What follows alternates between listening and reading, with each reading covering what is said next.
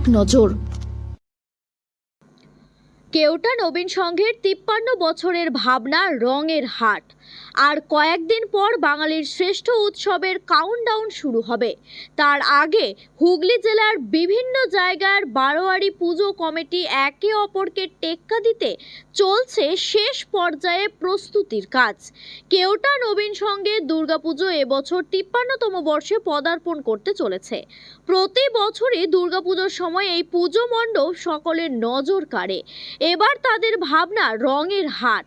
এই মণ্ডপে ব্যবহার করা হচ্ছে বাঁশ, কাঠ, প্লাই, এছাড়া এক্সপ্লেট মাল্টি কালার করে ব্যবহার করা হচ্ছে। এর পাশাপাশি বিভিন্ন সাইজের এবং বিভিন্ন রঙের লক্ষ লক্ষ কাচের চুড়িও দিয়ে এই মণ্ডপ সেজে উঠেছে। শিল্পীরা দিন রাত ধরে কাজ করে চলেছেন। নবীন সংঘের সম্পাদক গৌতম দাস দর্শকদের উদ্দেশ্যে বলেন, দিনের বেলায় না আপনারা রাতে আসলে এই মণ্ডপ আপনাদের ভালো লাগবে। এবার মোট পুজোর বাজেট 20 লক্ষ টাকা। আরও কে বলছেন আমরা শুনবো। হুগলির কেওটা থেকে রাজেশ দেবনাথের রিপোর্ট, বার্তা এক নজর। হ্যাঁ দাদা, কি হচ্ছে এবারে? আমাদের থিমটা হচ্ছে মূলত পাখি কেন্দ্রিক। পরিবেশের কথা মাথায় রেখে বর্তমানে পাখির বাসস্থানটা নষ্ট হয়ে যাচ্ছে।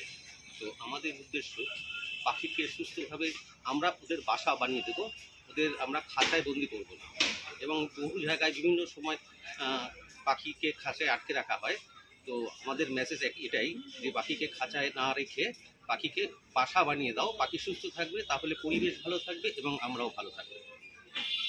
গাছ কাটার ফলে তো পাখির বাসার সংকট হয়ে গেছে না, পাখি বাসা বাঁধবে, বাসার জায়গার অভাব হয়ে গেছে। সেই উদ্দেশ্যেই আমাদের এই বিচার করা। মানুষকে কি বার্তা দেবেন? গাছ লাগানো বার্তা দেবেন? অবশ্যই গাছ তো লাগাতেই হবে, না হলে পরিবেশ তো রক্ষা পাবে না। সঙ্গে আমরা রয়েছি, আমরাই বা বাঁচব কী করে। আপনি শিল্পী এখানকার? হ্যাঁ, আমি শিল্পী, আমি গৌতম সরকার। এবছর কেওটা উজ্জ্বল সঙ্গে দায়িত্বে আছি।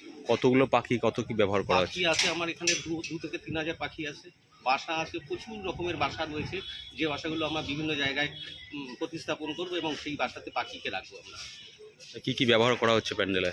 প্যান্ডেলে রড আয়রনের কিছু কাজ আছে, বাঁশ বাটাম তো আছেই, প্লাইয়ের কাজ কিছু কাজ আছে, কিছু টোকা আছে, অনেক জিনিস, অনেক আইটেম দিয়ে আমার কাছে এগুলো করা আছে। প্লাস্টিক ঝুড়ি, হ্যাঁ হ্যাঁ হ্যাঁ টিন রয়েছে দেখলাম। হ্যাঁ হ্যাঁ হ্যাঁ মেটালেরও অনেক কিছু আছে। তো সেইভাবে আমরা কাজটা চেষ্টা করছি সাজানোর। আর দর্শকদের হয়তো আশা করি ভালো লাগবে এবং আসার জন্য আমন্ত্রণ। হরে কৃষ্ণ। আমি বিজলি দেবী, ইস্কনে বিজয়া পদ্মাবতী দেবী দেশী। আমার বাবার নাম ঈশ্বর অমৃতলাল প্রামাণিক। বাবা একজন স্বাধীনতা সংগ্রামী ছিলেন, স্বদেশী করতেন। দেশ স্বাধীন করবার জন্য বাবা জেলও খেটেছেন। বাবাকে কমিউনিস্ট পার্টি করতে দেখেছি। বাবা নাদিয়াল স্কুল ও বদরতলা হাই স্কুলের সেক্রেটারি ছিলেন। বাবা 2টো আইন পাশ করিয়েছেন, যেমন মেয়েদের পিতার সম্পত্তি সমান অধিকার পাওয়ার। আগের দিনে পিতার আগে পুত্র মারা গেলে বিধবা বৌমা ছেলেরা পিতার সম্পত্তি পেতেন না। বাবা আইন করিয়ে বৌমা নাতি নাতনিরা সম্পত্তি পাচ্ছে। গ্রামের কোনো মানুষ সমস্যায় পড়লে বাবার কাছে বিচারের জন্য আসতো। আমি তখন তাদের জন্য চা, জল, বিস্কুট নিয়ে যেতাম।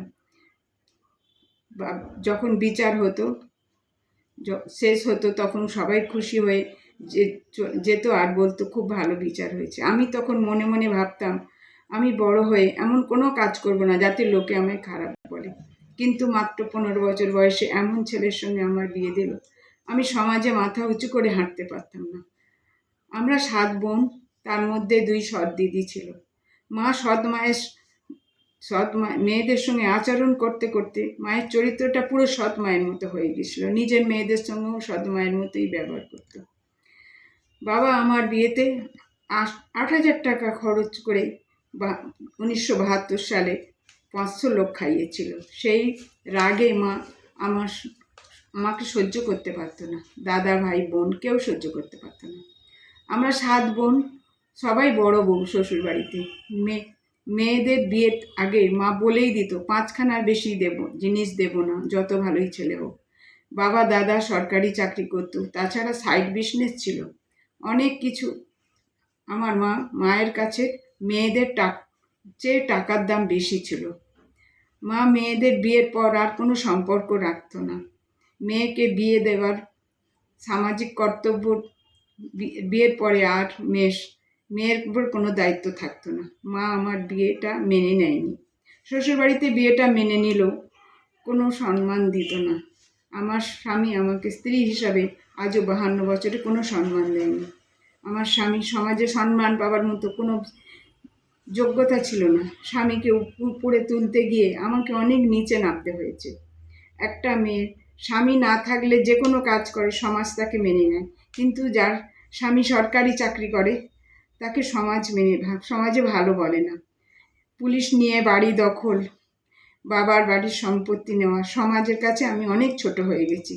এই সমস্ত কাজের জন্য সাহায্য করেছেন লায়ন্স ক্লাবের মেম্বাররা, মেটাকুড়ির থানার ওসি অশোক গুহ।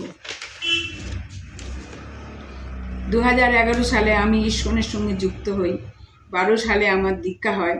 2014 সালে আমি বৃন্দাবন যাই 1 মাসের জন্য। তখন আমার বৌমা বাড়ি ছেড়ে চলে যায়। আমি মুদির দোকানে মাল নিতাম। ছোট ছেলে টাকা দিত, কিন্তু বৃন্দাবন থেকে আসার পরে ছোট ছেলে টাকা দেওয়া বন্ধ করে দিল। তারপর 15 সালে ছোট ছেলে বাড়ি ছেড়ে চলে গেল মালদায়। ফোন করলে কথা বলতো। আমি বললাম বড় ফোন কিনবো, ওরে কিছু টাকা দিবি? ও বললো আচ্ছা দেবো। কিন্তু আমি কিছু টাকা বাকি রেখে ফোন কিনলাম। ওকে ফোন করলাম, ও নতুন ফোনের নাম্বার দেখে আমাকে চিনতে পারলো না। আমি বললাম মা বলছি। ও বললো একটু পরে ফোন করব। আমি ফোন নিয়ে বসে আছি, কিন্তু ফোন আসছে না। তখন বাইরে বেরিয়ে দেখছি, শুনতে পাচ্ছি বাবার সঙ্গে ফোনে কথা বলছে। তারপর থেকে ফোন করলে আর কথা বলে না। 2016 সাল থেকে ছেলের সঙ্গে কথা বলা, কোনো যোগাযোগ বন্ধ হয়ে গেল। কিন্তু বাবার সঙ্গে ফোনে কথা বলে, টাকা পয়সা দেয়। গত বছর সেপ্টেম্বর মাসে বাবা হসপিটালে ভর্তি হয়। তখন বাবাকে দেখতে আসে, কিন্তু আমার সঙ্গে দেখা করেনি। হরে কৃষ্ণ।